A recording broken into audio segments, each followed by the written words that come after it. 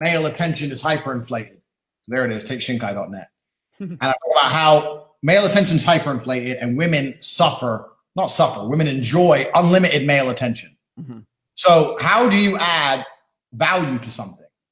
Well, you make it scarce. Gold has value because it's hard to find. If gold was everywhere, it wouldn't have value. So I teach guys to put value on their attention.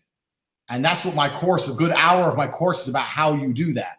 And my very basic principle is the way you put value on something is to restrict it. So I restrict my attention absolutely. So if I'm talking to a girl and she says something semi-sarcastic to me, or if she doesn't do what I want her to do, or she won't listen to me, I'll just stop replying. I won't insult her. I won't try and convince her. I'll just stop replying. Bang, just vanish. Mm-hmm.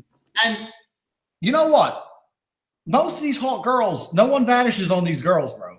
No one vanishes on these girls. The only dude who's like, what? I gave him some sarcastic bullshit answer and he didn't text back. And before you know it, they're the one liking your Instagram picture. They're the one trying to get your attention again. And you might still have to be the man and pop up again a month later or something, but they'll like your pictures, they'll watch your stories. All of a sudden, they're like, this guy, because your attention is now valuable. You're the one dude who fucked with them. Every other guy's telling them they're beautiful. You're the one dude who's like, you know what, fuck shit, bye. And it's all about frame. This goes back to the very basics of the game. Frame. You want to put value on your attention. I say this all the time, with the biggest mistake people make in relationships is that, especially busy guys, you're busy, you're working, you're always busy all the time. And you text your girl in the morning, okay, I'm having a busy day at work, love you, talk to you later. Yep. And she doesn't hear from you all day. Well, she doesn't get any attention. Whereas if she starts an argument and pisses you off, you'll take time out of the day to text her and tell her what a dumb bitch she is. Well, now she's learning how I get his attention is through negative action.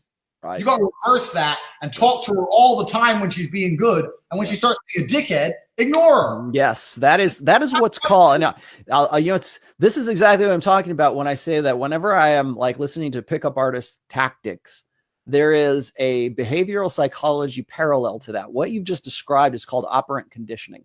Okay. Yeah. What that means is you reward desired behavior and you punish or you simply withhold reward from non-desired behavior. It doesn't matter. Even if you're arguing with a woman, even if you're calling her the worst names in the world, she's getting attention. I believe, and one of the things in one of the segments of my course is that attention is the only weapon you have against women. In the sexual battlefield, the reason it's all fucked up is because women are getting here's how it should work. I'm a man, I give a girl my attention, and she gives me sex. So I give my attention to get sex, she gives her sex to get attention. That's how it should work. That's the fair trade. But now you have girls who get all the attention without returning the sex part. And that's with friend zone bullshit. That's what friend zone is. She gets your attention, she doesn't give you the sex. Or Instagram followers, all that garbage. So the whole thing is skewed. So your attention is your weapon. And you have to use it very, very effectively. And if you use it effectively, you can get any girl interested in having your particular attention because you put a value on it.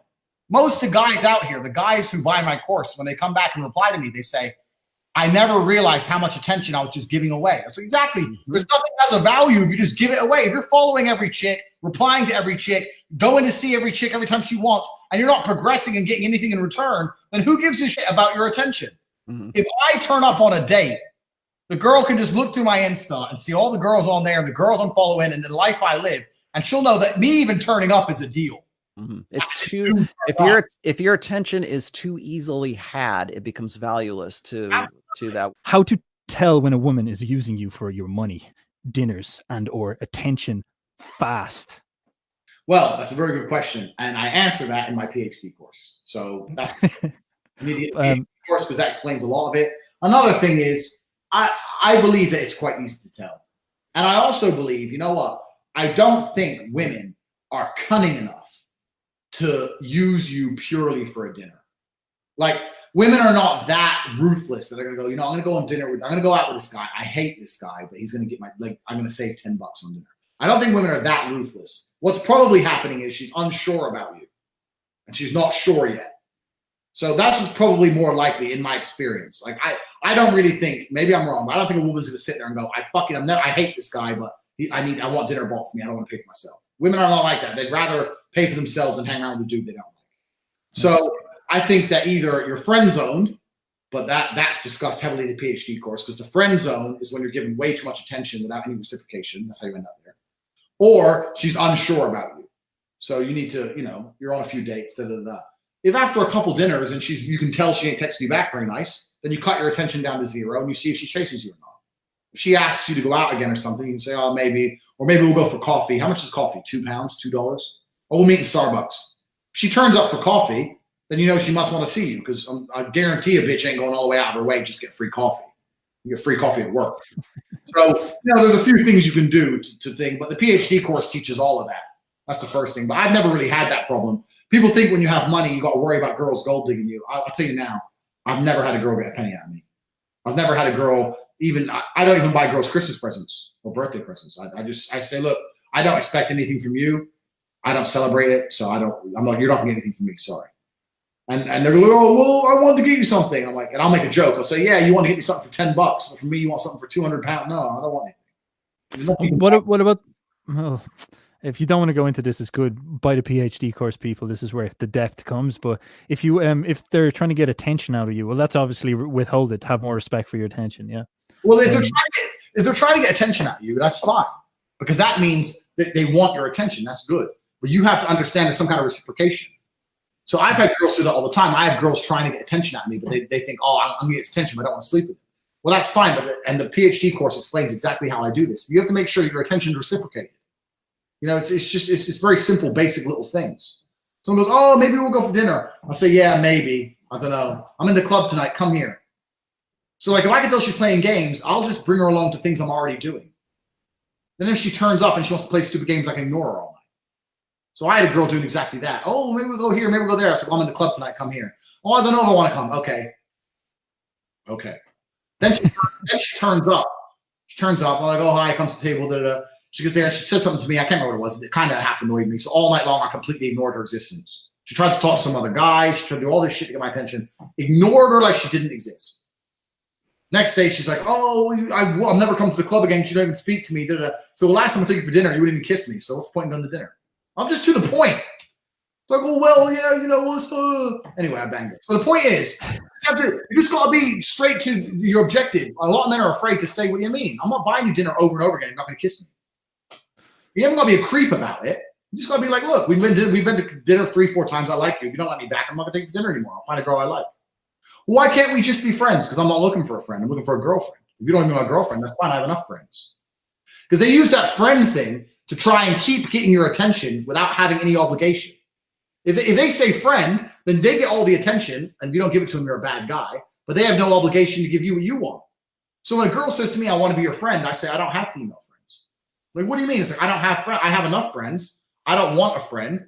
I'm looking for a girlfriend. If you don't have a girlfriend, that's fine, but I don't need a friend. So being a friend, we're fucking, we ain't talking. There's no option. There's no in between with me. I think there's this plays into a problem that often comes up with lads nowadays, is that they almost never want to explicitly say why they're talking to girls. It's like they want to somehow like sneak in. They never want their intention to be known. It's almost like it has to be this like magic trick or something like that. And you can fall into that trap of thinking. Yeah, because you can say it in different ways. So if you say, I'm only speaking to you to have sex with you, it's negative. But if you say, I'm talking to you because you're beautiful. Yeah, I think you're gorgeous. So obviously I want you to be my girlfriend because you're beautiful. What negative can she say about a compliment? Well, nothing. And all she can say is, oh, thanks, but I don't look at you that way. You'd be like, all right, cool, no problem. And then I'll never text her again. And then 2 days later, she'll be like, well, why aren't you texting me? Like, oh, well, if you thought we wanted to be friends, I'm not looking for a friend, I'm looking for a girlfriend. And any girlfriend I find is going to be intimidated about me having a beautiful female friend. So then I look like a nice guy. I look like the guy who doesn't talk to other girls when he has a girlfriend. You see? So I'll say, look, then when I go find a girlfriend, she's not going to like that me and you're friends because you're beautiful. And if I have a girlfriend, I don't like to do that to her. I don't want her to see me talking to other girls.